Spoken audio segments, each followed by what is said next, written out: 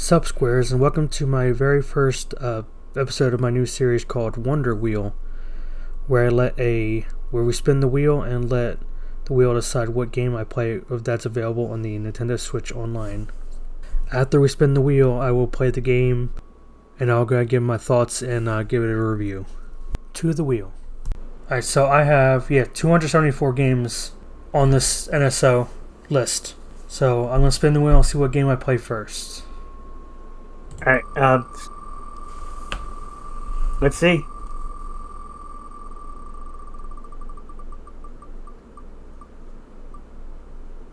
My first game is going to be I don't know how to pronounce this. What is it? Daiva Story 6, Imperial of Nirsartia. I'm going to screen that for you. I don't know how to pronounce that. I think that's just how you pronounce it. You see Daiva Story 6. Imperial or Nirsartia? I'm going to assume that's probably a Genesis game. Probably. Genesis. It is not.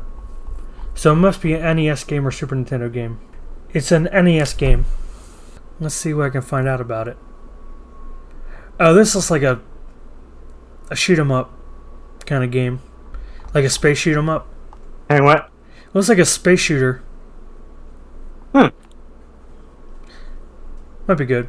The first game on the Wonder Wheel will be Daiva Story 6, Imperial of Nirsartia. See you in the review. Okay, so I've played, in my opinion, beat Daiva 6. My initial thoughts on the game are, it's fine, it's okay.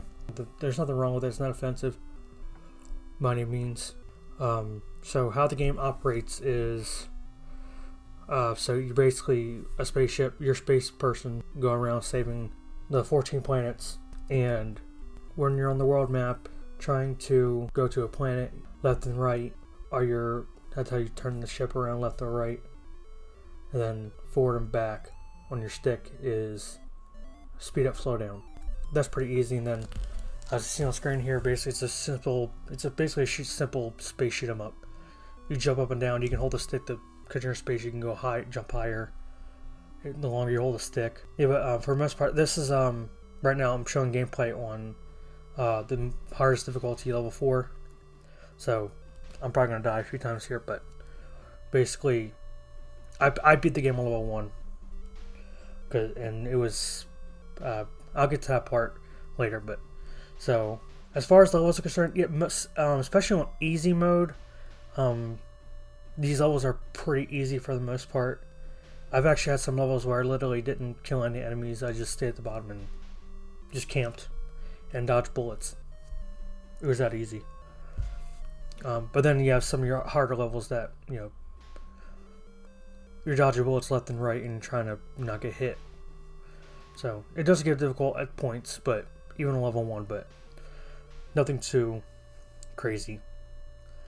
I did use save states because when you lose, I think when you lose all your health, the game will take planets away from you, I think, and I just didn't feel like dealing with all that, going back to the same planets, same levels, and trying to recapture them. Because you gotta play the whole level over again. I'd rather just save state when I got, than just replay an entire level again.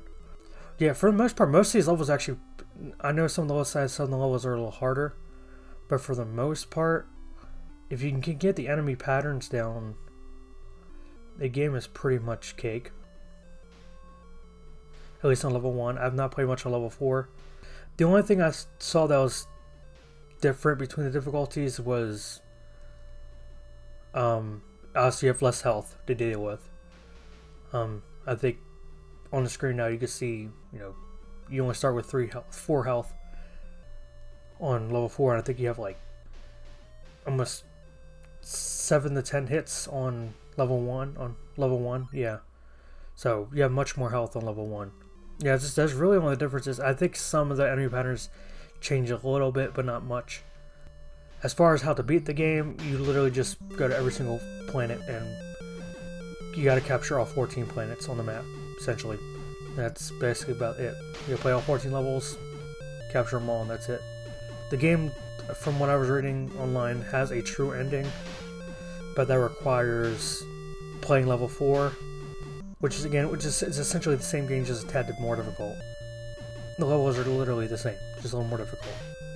And I don't feel like playing the game back again just to get a true ending. And I've even heard people say online that it's like you gotta do something very specific to get the true ending, or something like that. And I just don't feel like doing all that.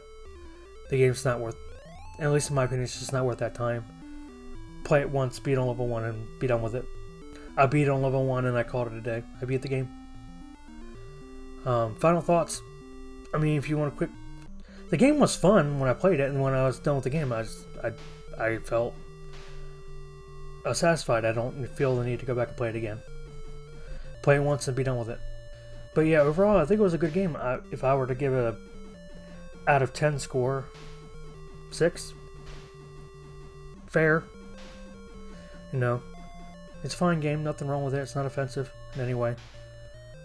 It's just, I think once you get the game down, minus if you really want to put yourself to the test, I guess you could play it on level 4. But I played it on level 1, and I don't feel the need to go back and play the game again on a hard difficulty when you just literally have less health. That's really the only difference. And then I think I said there was a second map or something like that after you beat the first map. Whatever. I don't care to do all that again. I'm done. So that is my review on Daiva Story 6, Imperial of Nirsartia. Share and stay square.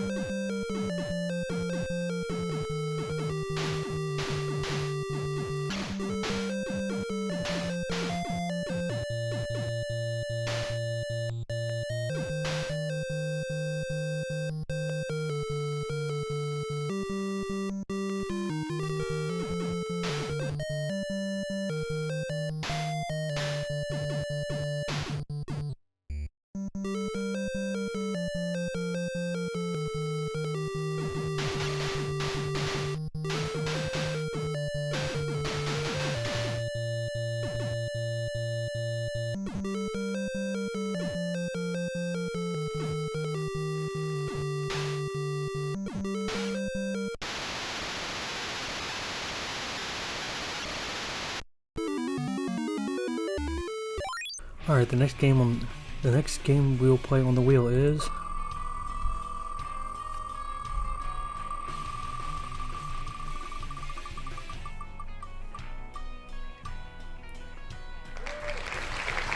Balloon Fight.